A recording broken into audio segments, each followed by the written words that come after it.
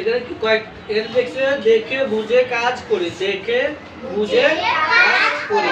আমরা আগে দেখবো এখানে কি ছবি দেখা যাচ্ছে না, একটা মুখ দেখা যাচ্ছে আর পাশে একটা কি দেখা যাচ্ছে ঝুড়ি। তাহলে এখানে বলছে ঝুড়িতে ময়লা ফেলি। আমরা কোনো একটা জায়গায় নির্দিষ্ট কোনো কিছু ময়লা, যে কোনো ময়লা আবর্জনা আমরা একটা নির্দিষ্ট জায়গায় ফেলবো। কোথায় ফেলবো? নির্দিষ্ট জায়গায় ফেলবো। এরকম আমরা আছে টয়লেট ব্যবহার করি, টয়লেট ব্যবহার, সবাই তো আমরা টয়লেট ব্যবহার করি। হ্যাঁ আরে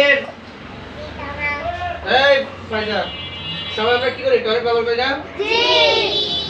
আচ্ছা, টয়লেট ব্যবহার করার পরে কি করতে হবে? সাবান দিয়ে হাত ধুতে হবে।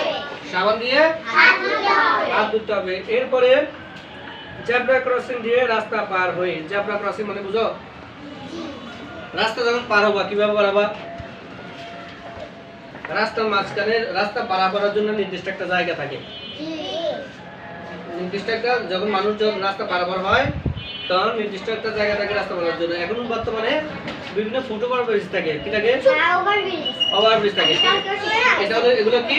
Foot over bridge. এগুলো কি?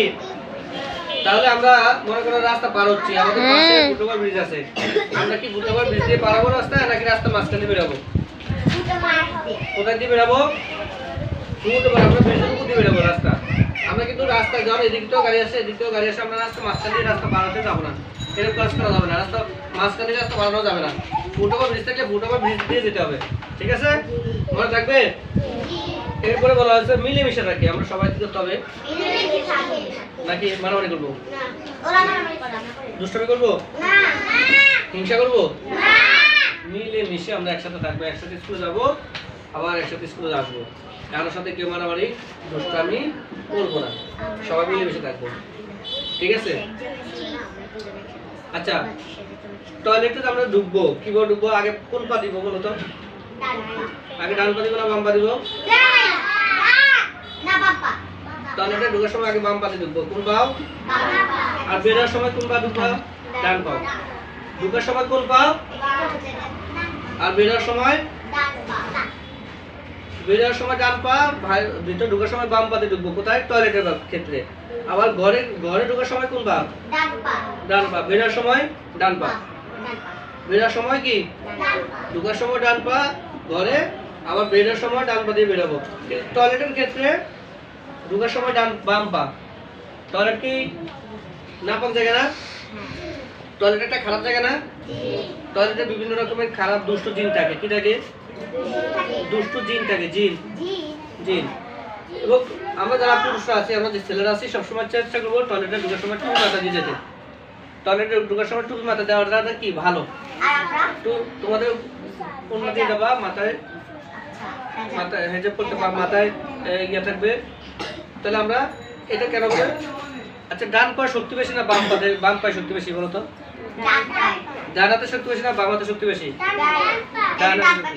এখন মনে করো যে টয়লেটে বাম পা দিয়ে ঢোকার কারণ হলো, তুমি যখন বাম পাতে ঢুকবা, যদি কোনো একটা টয়লেটে দেখা যায় কোনো একটা সমস্যা বা কোনো একটা কিছু দেখতে পাচ্ছ বা কোনো কিছু হচ্ছে, তাহলে শক্তিটা ডান পা।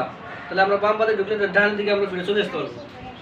ডান পার শক্তি দিয়ে আমরা পিছন দিকে চলে আসতে পারবো। এই জন্য কি বলছে? টয়লেটে ঢোকার সময় কোন পা ঢুকতে হবে? বাম পা দিয়ে ঢুকতে হবে। মনে রাখবে? আর টয়লেটে বের হয়ে যত দ্রুত সম্ভব টয়লেট থেকে বেরিয়ে আসতে হবে। টয়লেট হচ্ছে একটা রোগ জীবাণু জায়গা। টয়লেটে অনেক রোগ হয়, জীবাণু থাকে। তা আমরা টয়লেট থেকে বের হয়ে আমরা কি করবো? হাত সাবান দিয়ে কি দেবো? হাত দেবো। কি আমরা টয়লেট থেকে বেরোর সময় কি দেবো? সাবান দিয়ে হাত দেবো, হাত দিয়ে পা দেবো, মুখ দেবো, মুখ কুলি করবো। টয়লেটে অনেক সময় থাকলে টয়লেটে অনেক দুর্গন্ধ মুখের ভিতরে যায় না?